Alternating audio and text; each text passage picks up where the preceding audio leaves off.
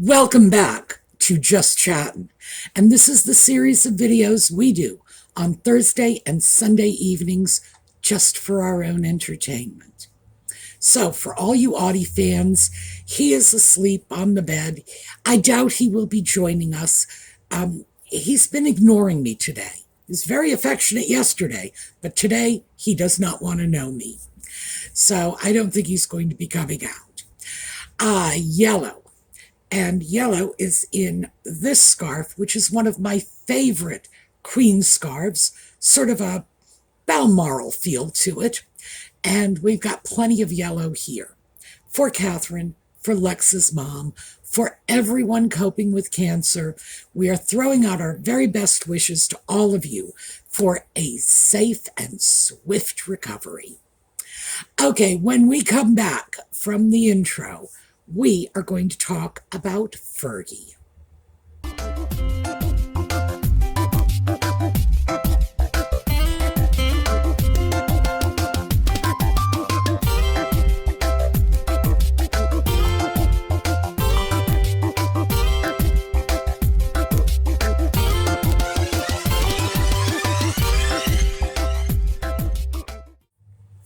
So before I get started, I really feel I ought to say, I like Fergie. I find her very honest, very open, warts and all kind of person. The problem is there are a lot of warts, and we can't look at Sarah Ferguson without dealing with some of the really, really over-the-top scandals she's been involved in. So, like I say, I like her. So when the context of the video looks like we're throwing a lot of shade on Fergie, oh, and it will, do keep in mind, this is just a presentation of what's going on in her life, and I'm not going to clean it up, even though, as I say, I'm a bit of a fan.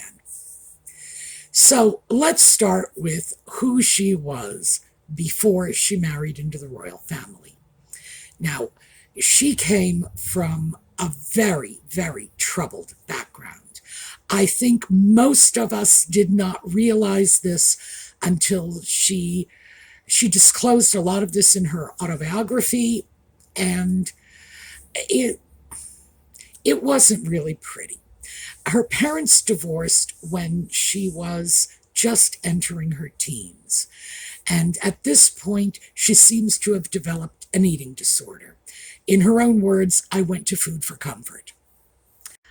Her mother was apparently rather abusive, probably unstable. We have very few pictures of Fergie from her childhood. And to be fair, we have very few pictures of most of the women who married into that family from their childhoods. Fergie was a baby boomer. And even though here in the US, most of us have at least one picture a year, because it's the tradition in US public schools to do a class photo every year, or individual photos, sometimes both. But most of us can produce a photograph from when we were 10, when we were 11, when we were 12, usually with the logo of some local photo studio. It doesn't seem to have been quite the same in the UK, as I am discovering when I start to look into the history of the young women who have married into the family. And yeah, in Fergie's case, very few. We do have some.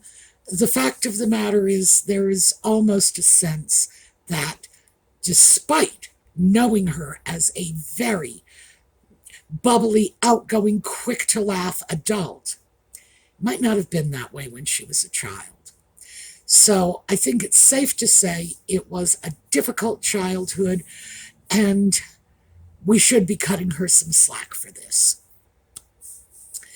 She was not not from a well-to-do family. Her family background was probably more middle class to upper middle class. The thing that separated Fergie from most women, young women, in her socioeconomic strata was her connection to the royal family.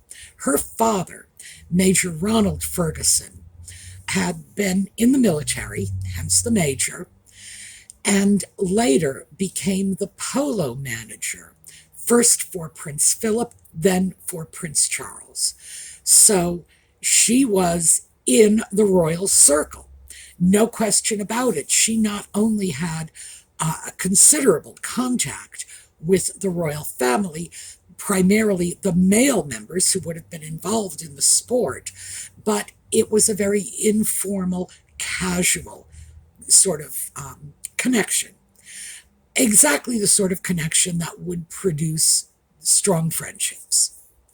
We know that Fergie was well entrenched by the early 1980s. At that point, she would have been in her early 20s because we have the photographic evidence. So, Fergie and Diana. Now, this photo showing Fergie and Diana can easily be dated to 1982, simply because Diana is wearing the very same maternity dress when she left the hospital with William. So we know that Diana and Fergie were friends long before Fergie actually married into the family. We have every indication that she was a popular member of the family in the early days. That would change later, but in the early days, she was well received. No reason she shouldn't have been. She was, as I say, very bubbly and outgoing, quick to laugh. Most of the photos we see of Fergie from her early days as a working royal show her with a massive smile. Now, she and Diana had a lot in common. Neither of them was the sharpest knife in the drawer. Sorry about that, but it's true. They did not shine academically. They tended to be more interested in going out and having a good time, and yeah, there's nothing wrong with that. But that seems to be where their bonding was. Later, Fergie and Diana would both get criticized for the media for being a little too overtly bubbly and giddy. There was some sense that perhaps they should have shown more dignity as royal princesses. I frankly had just the opposite thought. I thought, isn't it wonderful that these two young women in the royal family are not afraid to have a good time? But that's me. I'm an American. I have no idea how the average Brit saw that. I do know the media was critical of the two of them just laughing and cutting up, which always struck me as, boy, who's got a pole up their butt today? They were good friends for most of Diana's adulthood. And that friendship somehow got tanked toward the end of Diana's life. Fergie said she had not spoken to her in over a year prior to Diana's death and had no idea why. Apparently, nobody else had any idea why either. And I think it's only fair to attribute that to Diana's growing sense of paranoia. Who knows what was going on in Diana's head at that time, but I think it's safe to say it probably wasn't anything good. Nevertheless, Fergie had her own identity. Diana had the our already preconceived construct of having to be Princess of Wales, but Fergie, as the wife of the Duke of York, it could afford to be a little more effervescent in public. And she was. She was very popular when she and Andrew toured Canada and then the United States, where she was just seen as like just folks, a real person, approachable, warm, friendly. That resonated with the American audience, but perhaps not so much with the British. And I think it resonated with Fergie too, because after the divorce, she did spend a great deal of time in the US, mostly, I would imagine, because she felt more comfortable in our less formal environment. I could be dead wrong on that. That's just speculation. So let's get into the marriage. Fergie and Andrew married in 1986, and at the time of their engagement interview, they said something. By the way, I saw that interview in, I, I believe it was early '86. It might have been late '85. I have never seen it since, but I can still tell you just from memory that they were stressing the fact that they were going to be good partners, that they were friends, and that friendship would carry them through. It was a partnership. And I think, in fact, knowing that today they're still living under the same roof, even though they have been divorced for, 30 years now? Apparently, it was a good partnership. They were able to give each other what they needed. So I consider the divorce a tragedy, but I'm getting ahead of myself here. So they married in 1986, and in fairly quick succession, which seems to be the way the royal family does this, 2 years later, Beatrice was born. 2 years after that, Eugenie was born. But within a few years of this, certainly by 91, the marriage was in serious trouble. It has been asserted by biographers and supported by Sarah Ferguson herself that in the early years of their marriage, she and Andrew were only together for a month and a half on average every year. Probably not the best way to forge a good and lasting marriage. But by 92, it had become pretty clear that Sarah's interests were taking her outside of the marriage. There were photographs that were published, the famous toe-sucking photo. Ew. She was photographed with other men in situations that made it very clear that these men were probably not just friends. It seems likely that the royal family put pressure on Fergie and Andrew to divorce. It doesn't seem that they had that much of a desire to separate, as time has shown us by the fact that when Sarah left, she just moved right down the street from Andrew, eventually moved in with him again. They seem to enjoy being together. And Sarah has subsequently said in interviews that basically they had an open marriage. She was free to do her thing, he was free to do his, and they were okay with that. My take on it, and of course I guess this whole thing is about my take on Fergie and her life.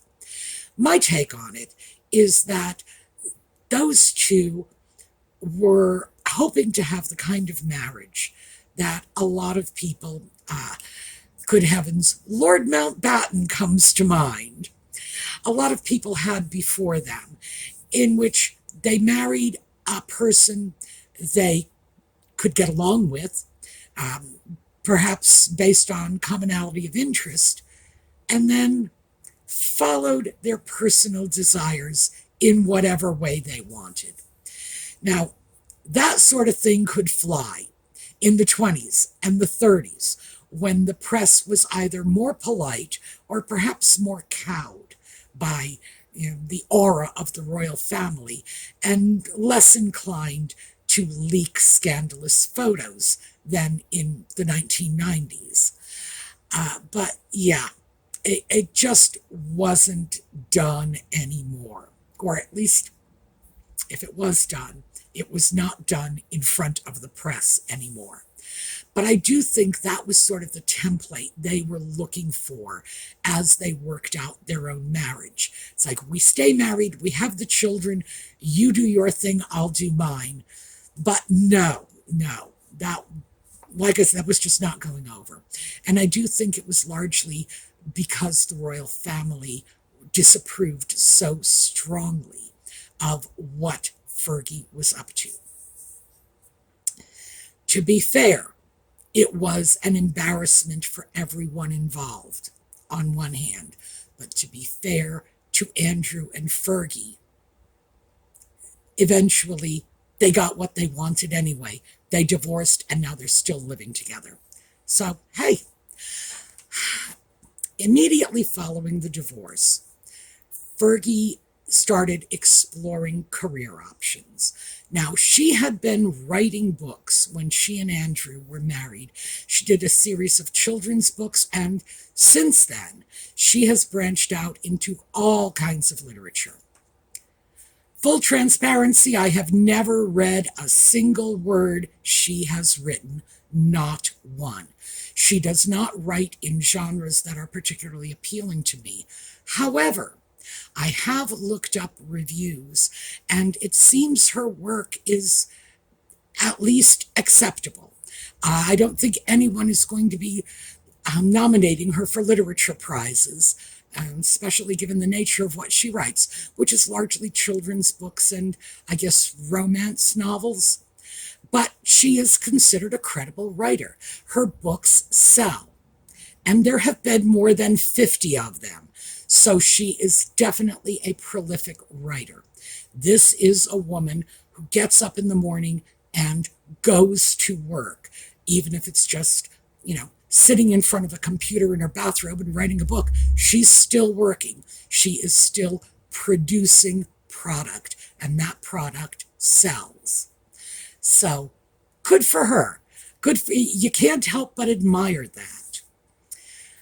On the other hand, she apparently has some serious issues with her finances.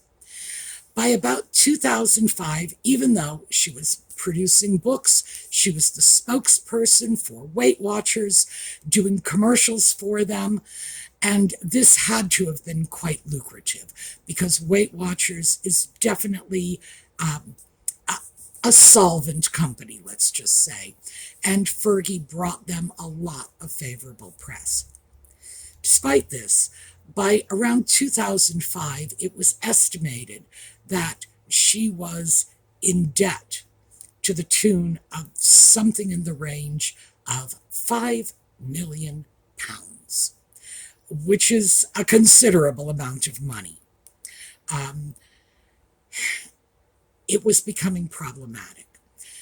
Bills were not being paid. She was receiving court summonses from people who were attempting to collect the debts. And as if that wasn't bad enough, by 2010, it was being alleged that Jeffrey Epstein was paying her debts for her. So yeah, this was so tainted and so very, very scandalous. One might think it couldn't possibly have gotten worse, but it did. So, News of the Weird, otherwise known as News of the World. Remember, these are the very same people. If you saw my video last week about Sophie, it was News of the World that sent in a reporter disguised as a Middle Eastern sheikh in order to get recordings of Sophie making a few relatively harmless but indiscreet statements. Oh, it was way worse with Fergie. They sent in people who recorded her asking for $500,000 in order to arrange an introduction to Andrew. And there's no mistaking this. They had her on videotape. They had her on audio tape. It was clear. And Fergie did not deny it. I say that much to her credit, because ordinarily when scandals like this break, everyone just shrugs and says, I was misquoted. She did not. She stood behind what happened. Her explanation was that she had a friend who needed about $40,000, which was the amount of cash she took from that meeting at the time. And she apparently was going to deliver that to a friend in need. But she said that also she had her own financial considerations weighing on her. And she said, I was drunk and I was just in the gutter. Where do you go from there? Anybody who will say that, it's like, what can you say that they haven't just said? I think that was very smart of her, just stepping aside from any other considerations. I think that was very smart of her. I think she simply diffused the bomb quickly and easily. Yeah, it was problematic, but it wasn't the sort of thing that stayed on the front pages day after day, week after week, month after month. Why? Because she freely admitted it. There you go. I did it. Bad me. Obviously, this was very problematic, and there can be no doubt that Fergie's cash for access combined with Sophie and the unfortunate statements she made, which again, by comparison, were a walk in the park on a sunny day, undoubtedly led the late Queen to her firm determination that there was no half in, half out, that members of the British royal family cannot work independently. If you are a working royal, that is your job. You can't moonlight. And I totally understand that, because between the two incidents, yes, it showed the vulnerability of the reputation of the royal family.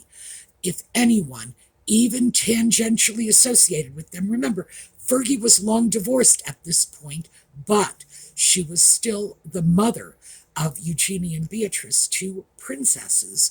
So, yeah, she was certainly royal adjacent at that point. And this was ugly, just very ugly. Fergie she's attempted to climb back from this. She has not been entirely successful. There are a great many people out there in the UK, in the US, who look at her and say, good Lord, what is wrong with that woman? That she would do such a thing, which is, taking bribes, selling her connection to the royal family, publicly admitting she was too drunk to know the difference. It's a hard thing to come back from. But Fergie has been patient, and she has worked, and she has kept a low profile. We've got a bit of a rehabilitation story. That's how I'm comfortable phrasing it. Is Fergie ever going to get back into the bosom of the royal family? I don't know. She seems to be moving in that direction. She was excluded from royal events pretty much right up until Nutmeg and the Sock Puppet got married. She was invited to that wedding. I don't know. I don't know how well she's going to do in her climb back to respectability. I'm not sure she will ever make it 100%. I do think, though, that she's moving there. This is her trajectory, getting back in, going to Christmas at Sandringham. And I think much of this has to do with the fact that the royal family genuinely liked her when she was first introduced into the fold with her marriage to Andrew. I think they enjoyed having her around. I also think that from a strictly practical point of view, having Fergie on hand to keep Andrew in check may be appealing on some level to some members of the royal family. But is this going to be the comeback kid story that Sophie's was? No, No, I doubt that very, very much. Her recent cancer diagnosis, I think, has garnered her a lot of sympathy. And again, the fact that she's been low profile has helped her a great deal. I think much of what the future holds for Fergie is tied up with how well her daughters continue to behave. So far, they're doing a good job. They are not bringing scandal on anyone. And as long as they are towing the line and Fergie is sort of able to hide behind their skirts, so to speak, she has a good chance of easing her way back in. Is she ever going to be a working royal? No, of course not. That's really out of the question because, in addition to the fact that she's no longer married to Andrew, Andrew is no longer a working royal. So, where do I think this is going? I hope for Fergie's sake it's going to a good place because, yeah, she has screwed up big time. No question about that. But she owned it. And I think it's hard for us to expect much more than that. Everybody falls and stumbles, but I guess how you separate the good guys from the bad guys is how we react when we're confronted with what we've done. Do we own it or do we just shrug and say, nope, not my fault, somebody else did this? And Fergie is one of the people who said, yeah, it was me, sorry, my bad. I think that ultimately the tragedy of Sarah Ferguson is she probably would have been a very good Duchess of York throughout the entire debacle of Andrew's later life if she had just been a little more discreet with her extramarital affairs and had not been caught. Oh gosh, isn't that a terrible thing to say? It would have been better if she hadn't been caught. It would have been better for her if she hadn't been caught. It would have been better if she had just been able to let that sail under the radar, because I think that she and Andrew were probably very well suited. She could have been of benefit to the royal family. Unfortunately, of course, divorce made that out of the question, and then later her own behavior really made that impossible. So I guess final thoughts, I like her. I like her. She's honest. She looks at you and says, what you see is what you get, take it or leave it. And you can't help but admire that. She is a hard-working woman.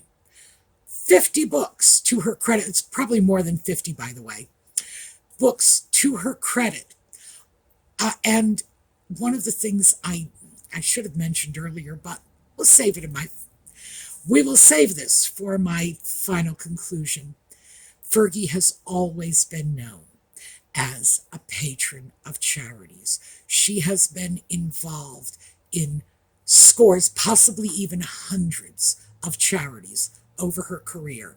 And yes, she has been wildly financially irresponsible. Massive debts. Oh, Jeffrey Epstein money paying it off. Good heavens. But she's also been very generous, too. I think basically a lot of her financial problems come from a complete ignorance of money, of how it works, of what one does to it. And it's sad because on one hand, she's got a wild lifestyle that she couldn't support. On the other, she's giving lavishly to charities. She is a creature of contradictions, one after the other after the other. And I think she offers a ray of hope to those of us who see contradictions in our own lives. So, yeah, final conclusion, I do like Fergie. I know she's screwed up, but I like her anyway. All right, we're going to take a look at a slideshow on the way out. I hope to see you all next time. And in the meantime, have a terrific day.